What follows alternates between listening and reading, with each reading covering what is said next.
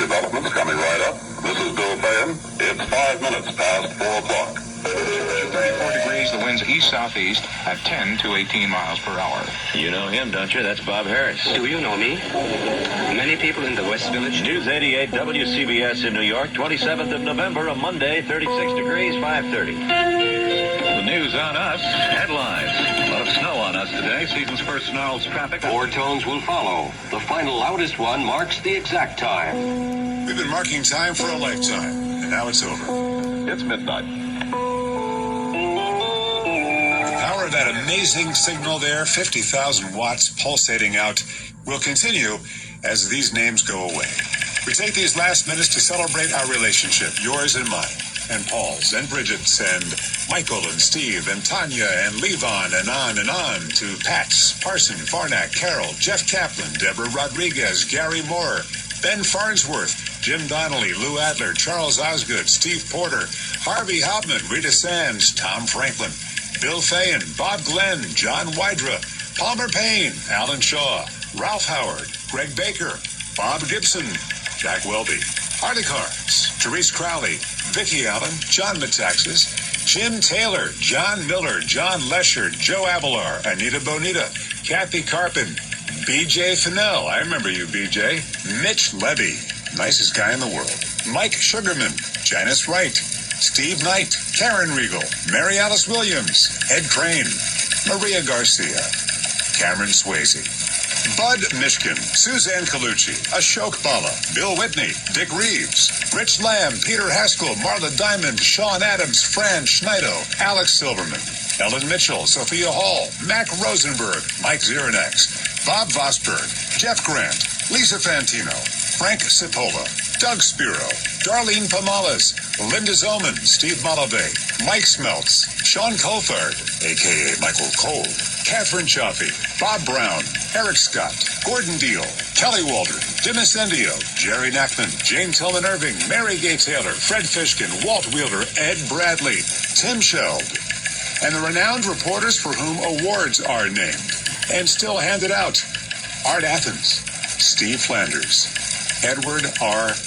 Murrow, Lou Timelot, Tom Salat, Terry Raskin, Joe Nolan, Chris Majette, Jim Feldman, Andre Farrow, Tom O'Hanlon, Russ Meyer, Lori Jordan, Lou Adams, Debbie Mazzella, Neil Bush, Tom Kaminsky, Dr. Just Plain Bob Harris, Norm MacDonald, Bill Corbell, Gordon Barnes, Todd Glickman, Craig Allen, Brad Heller, Jared Max, Gordon Damer, Kevin Burkhart, Kevin Connors, Bill Daughtry, Bill Schweitzer, Rich Ackerman, Howie Carpin, Tommy Ty, Todd Ant, Gary Stanley, Howard Cannon, Spencer Ross, Barry Landers, Howie Rose, Len Berman, Pat Summerall, Ed Ingalls, Gordon Williams, Ray Hoffman, Dean Shepard, Ken Pruitt, Joe Connolly, the CBS Radio Network and its legions of correspondents, reporters, anchors, and commentators. Harry Reisner, Dan Rather, Walter Cronkite, the Osgood File.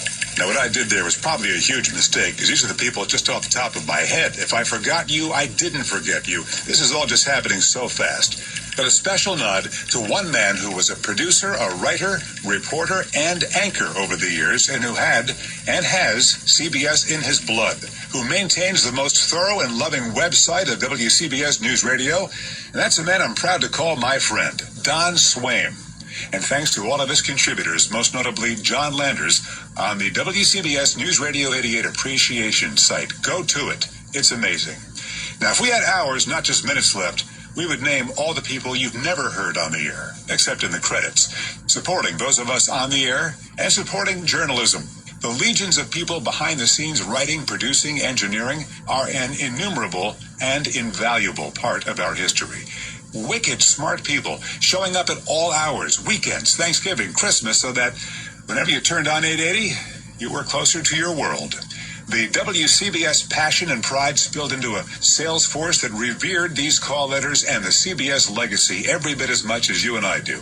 Advocates for our craft who showed advertisers how we, the audience, are smart, discerning, engaging, and caring.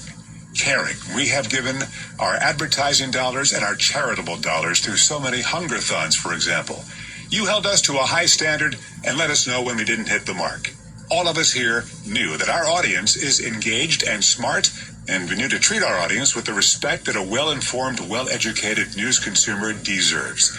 That's right, deserves. Our news desert is getting bigger and drier.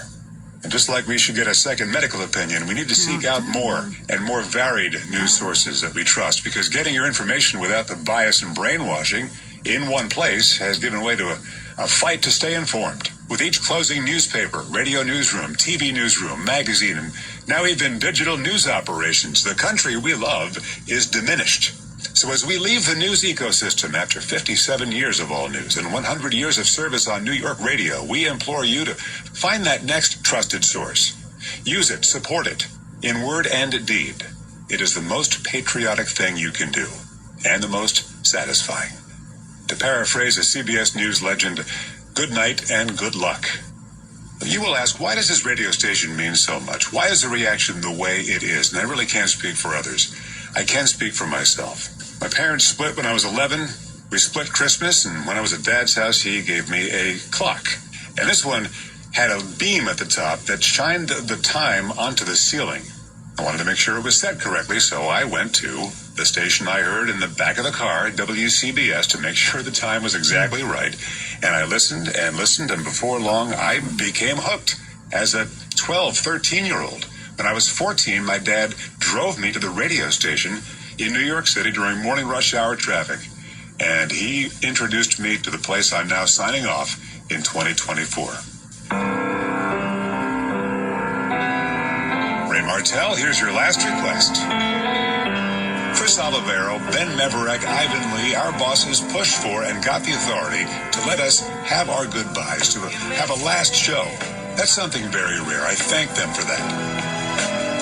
And I thank my dad for driving me into New York City in 1978. Parents, you never know what impact these random acts of love and attention may have on your children.